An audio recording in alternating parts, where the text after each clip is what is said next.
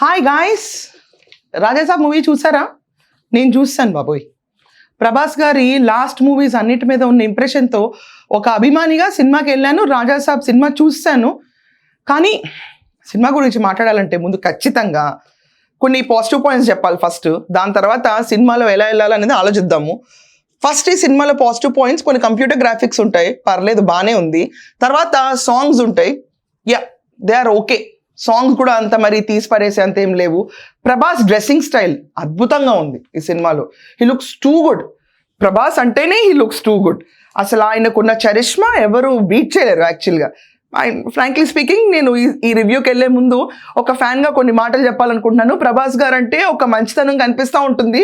So అందరికీ చాలా నచ్చుతారు ఆయన. నాకు అలాగే ఆయన అంటే చాలా ఇష్టం. ఆఖరికి లాస్ట్ చేసిన కల్కి మూవీలో కూడా ఎవ్రీథింగ్ సూట్స్ హిమ్. ఆది పురుష్లో శ్రీరాములు వారికి రోల్ వేసిన తర్వాత ఇంకా పెద్ద ఫ్యాన్ అయ్యాను నేను. ఇది my own opinion about it. ఇప్పుడు మారుతి తీసిన రాజాసాబ్ గురించి మాట్లాడుకోవాలి. ఇది పార్ట్ 1 బ్రో. దీనికి పార్ట్ 2 కూడా ఉంటుంది.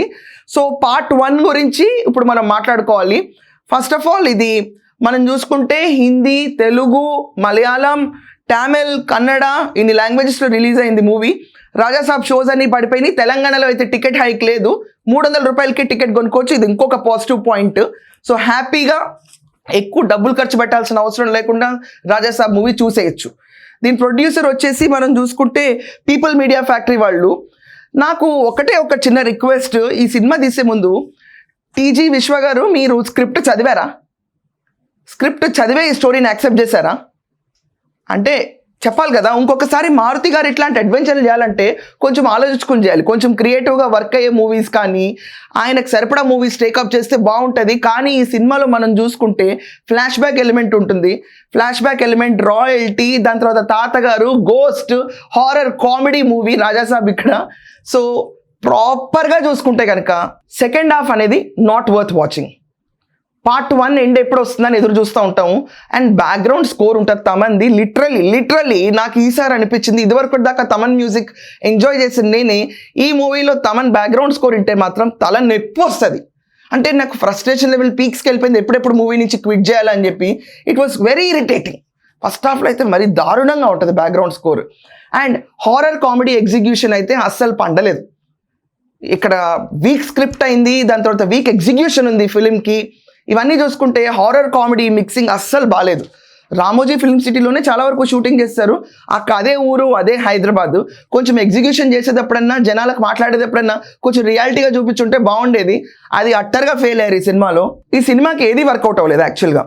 యాక్షన్ సీక్వెన్సెస్ అంత గొప్పగా లేవు, ఎమోషన్ సీక్వెన్సెస్ అంత గొప్పగా లేవు. మళ్ళీ మనం చూసుకుంటే స్క్రిప్ట్ కూడా అంత గొప్పగా అనిపించదు రాజాసాబ్ది. ఏదో నడుస్తూ ఉంటుంది, ఏదో చూడాలి కాబట్టి చూస్తాం తప్ప మనకు ఒక గ్రేట్ ఫీల్ రాదు రాజాసాబ్ మనం చూస్తే కనుక. అండ్ స్క్రీన్ ప్లే అయితే చాలా చాలా రీవర్క్ కావాల్సి వచ్చేది ఈ స్క్రీన్ ప్లేకి. ఇంత ఫాస్ట్గా హేస్ట్గా మూవీ ఎందుకు తీసారో నాకు అర్థం కాలేదు. అండ్ స్టోరీ లైన్ కూడా అంత ఎక్సైటింగ్ ఏం అనిపించదు. అపార్ట్ ఫ్రమ్ ప్రభాస్, ఈ సినిమాలో పుల్అప్ చేసే ఎలిమెంట్స్ ఎవరూ కనిపించారు మనకి. మనం చూసుకుంటే కనుక ఇది వెరీ పూర్ నెరేటివ్ ఫ్లో. అంటే నరేషన్ చెప్తా ఉంటే మన పేషెన్స్ టెస్ట్ అవుతూ ఉంటుంది ఈ సినిమాలో. ఇది చాలా బాధగా ఉంది రివ్యూ ఇలా చేయటం నాకు. బట్ సినిమా మాత్రం నరేషన్ ఫ్లో అస్సలు బాగాలేదు. హారర్ కామెడీ నరేషన్ అయితే అస్సలు ప్రాపర్గా ల్యాండ్ కూడా అవ్వవేవి. అది ఒక రకంగా డిఫరెంట్గా అనిపిస్తుంది.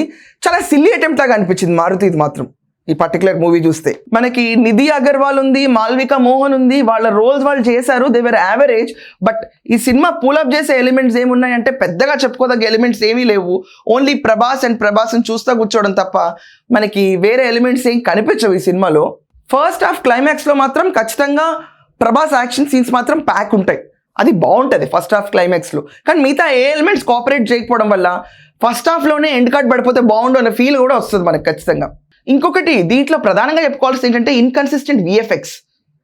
అసలు చాలా ఇరిటేటింగ్గా ఉంటుంది. లిటరలీ కొన్ని చోట్ల అయితే కంప్యూటర్ గ్రాఫిక్సా అన్నట్టు ఉంటుంది. అండ్ లిటరలీ అంత గ్రేట్ పికప్ లేదు ఫిలింకి. ప్రభాస్ లాంటి హీరోతో చేసేటప్పుడు ఎంత ఆలోచన చేసి ఉండాల్సింది. ఇంత ఫ్లాటింగ్ మూమెంట్స్ రావడం చాలా బాధాకరం నిజంగా. ఇది సింపుల్ స్టోరీ లైన్ చెప్పాలంటే హారర్, రివెంజ్, దాని తర్వాత రాయల్ కర్సెస్ వీటి మీద డిపెండ్ అయి ఉంటుంది. దీంట్లో మనం చూసుకుంటే కనుక స్టోరీలో తాత, నానమ్మ వీళ్ళ స్టోరీలతో ముడిపడిన ఒక ప్రభాస్ స్టోరీ ఉంటుంది. ఫ్రాంక్లీ స్పీకింగ్ ఈ సినిమా చూసిన తర్వాత దీనికి రేటింగ్ ఇవ్వాలంటే మ్యాక్సిమం ఇస్తే 1.5 కంటే ఇవ్వలేరు. ఆ 1.5 ఇచ్చేది కూడా ప్రభాస్ గారిని చూసి తప్ప మిగతా ఏ ఎలిమెంట్ కోఆపరేట్ చేయట్లేదు. This nothing good. Actually first pan star Prabhas గారికి సరిపడా స్క్రిప్ట్ కాదు ఇది. అన్ని టెక్నికల్ విషయాల్లో ఇది అటర్ ఫెయిల్ అయింది సినిమా. ఇంకా పార్ట్ 2 కూడా ఉంటుందంటే భరించలేము ఇంకా. This is my review on this. 1.5 out of 5. That's all for now. Thank you.